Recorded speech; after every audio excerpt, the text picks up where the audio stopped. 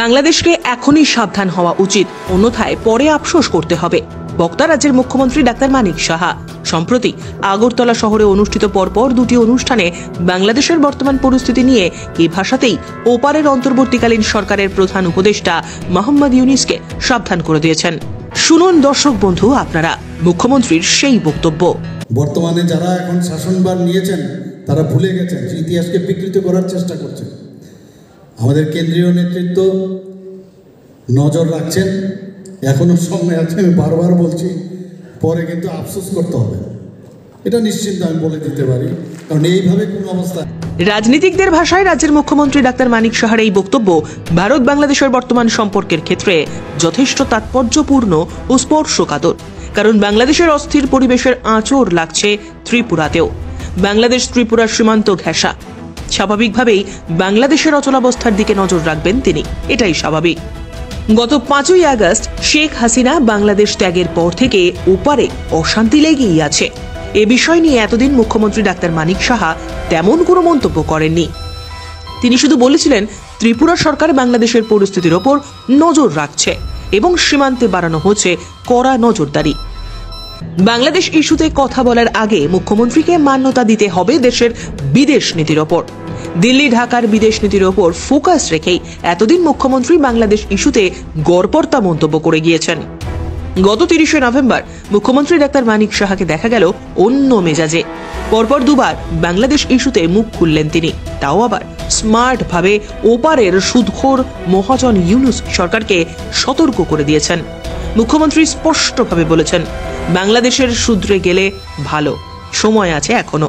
বাংলাদেশের গোটা ঘটনার উপর নজর রাখছে কেন্দ্রীয় সরকার ও বিজেপির কেন্দ্রীয় নেতৃত্ব। ভাবা যায় না এই ধরনের ঘটনা বাংলাদেশে যা হচ্ছে, কোনো অবস্থায় এগুলো মানা যায়, এখনো সময় আছে, শুধরে গেলে। মুখ্যমন্ত্রী আশঙ্কা প্রকাশ করে বলেছেন, বাংলাদেশে যা হচ্ছে তা ভালো নয়। রাজ্যের 3 দিকেই বাংলাদেশ সীমান্ত, তাই বিএসএফকে সীমান্তে কড়া নজর রাখতে নির্দেশ দিয়েছেন। রাজ্যের আভ্যন্তরীণ নিরাপত্তার জন্য পুলিশকে সতর্ক থাকার নির্দেশও দিয়েছেন এবং কথা বলেছেন পুলিশ মহানির্দেশকের সঙ্গে। আমরা 4 দিকের মধ্যে প্রায় 3 জায়গায় আমাদের বাংলাদেশের বর্ডার, কাজেই আমি বিএসএফ এবং ডিজি সাহেবের সাথে কথা বলেছি যেন তীক্ষ্ণ নজর রাখে, সেই দিশাই কাজ। মুখ্যমন্ত্রী ডাক্তার মানিক সাহার আক্ষেপ, এপারের সংখ্যালঘুরা নিজ নিজ ধর্ম পালন করছেন নির্দ্বিধায়, আর ওপারের সংখ্যালঘুদের ওপর চলছে স্টিম রোল। মুখ্যমন্ত্রী তার এই বক্তব্যের মাধ্যমে ভারত বাংলাদেশের সরকার এবং মানুষের মানসিকতার বিষয়টি তুলে ধরেছেন। সম্প্রতি ভারতের বিদেশ মন্ত্রক বাংলাদেশ ইস্যুতে পরপর কয়েকটি বিবৃতি দিয়েছে। এই বিবৃতির মাধ্যমে ভারত বাংলাদেশের প্রতি তার মনোভাবের প্রতিফলন ঘটেছে, আর এই লাইন মেনেই মুখ্যমন্ত্রীও বাংলাদেশের ইউনূস সরকারের বিরুদ্ধে সুর চড়িয়েছেন। চলতি সপ্তাহে স্বরাষ্ট্রমন্ত্রী অমিত শাহ দেশের রাজ্যগুলির পুলিশ মহানির্দেশকদের সঙ্গে বৈঠক করে সীমান্ত নিরাপত্তার উপর জোর দিয়েছেন। একই সময় 3 দিকে বাংলাদেশ বেষ্টিত ত্রিপুরার মুখ্যমন্ত্রী ইউনূসকে সাবধান বার্তা দেওয়ার রসায়ন কিন্তু অন্য কথা বলছে। এদিন মুখ্যমন্ত্রী তার বক্তব্যে তুলে ধরেছেন বাংলাদেশের মুক্তিযুদ্ধে ত্রিপুরার কি অবদান ছিল। আমাদের 70-71 সনের ঘটনা আমাদের মনে আছে।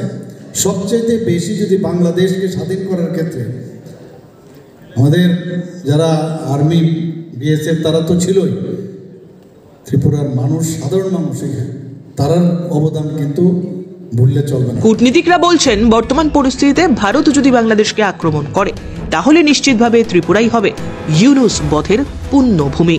সব মিলিয়ে রাজ্যের মুখ্যমন্ত্রী ডাক্তার মানিক সাহার বাংলাদেশ নিয়ে কড়া মন্তব্যকে যথেষ্ট গুরুত্ব দিচ্ছেন আন্তর্জাতিক কূটনৈতিক মহল। তাহলে কি দেশের প্রধানমন্ত্রী নরেন্দ্র মোদীর ওপরে ইউনূস বধের স্ক্রিপ্ট রচনা করতে কলম ধরেছেন মুখ্যমন্ত্রী?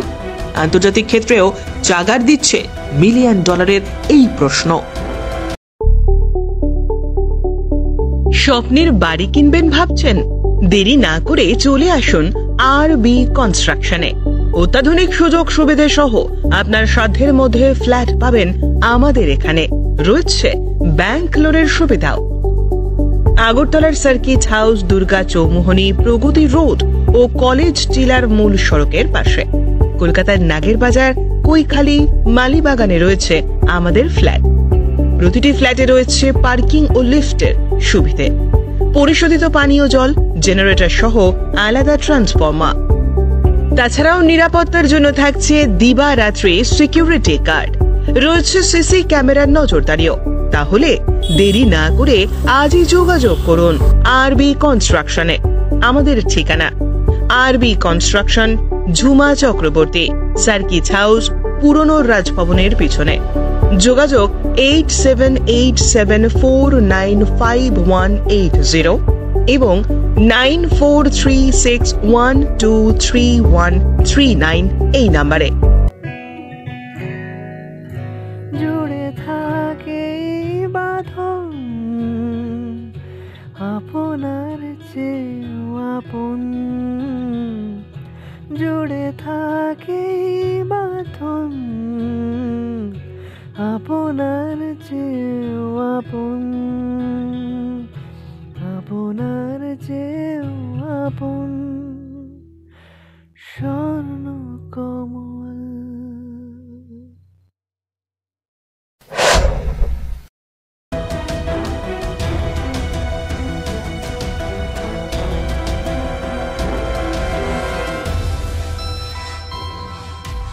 Bureau report, JM24 news.